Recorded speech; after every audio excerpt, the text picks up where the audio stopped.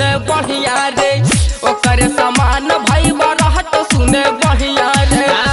सुनी भाई बा अरे जे मजाक कर की भइल रे उ गोर किम कहा रे ई सही बोलो है रे। अरे ले सुनना धोवल धावल भाई रहत ओकर थरिया रे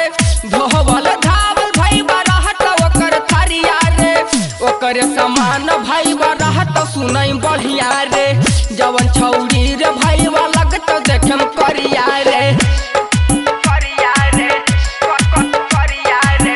धोवल धावल भाई रहत ओकर थरिया रे डीजे कंचन दास मुजफ्फरपुर।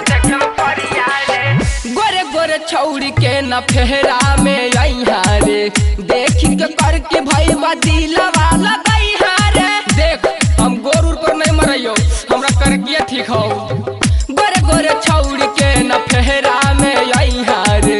देख के करके भाई दिलवा लगइहा रे ई सही बोलो करके पटई है देख में लगता है भैंसिया के पड़िया रे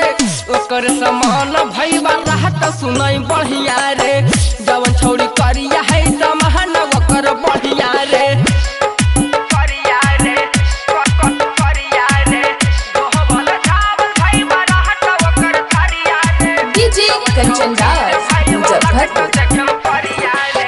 राइटर सलेंदरा के महनीले बतिया रे गोरकी के चक्कर में खाई गई मिलतिया रे देख गले सुबह तोरा साथ हम हियो ठीक हो जे होते सब देख ले सनु अखले सवा के महनीले बतिया रे गोरकी के चक्कर में खाई गई मिलतिया रे के मारते रे ऐसा बात करो है।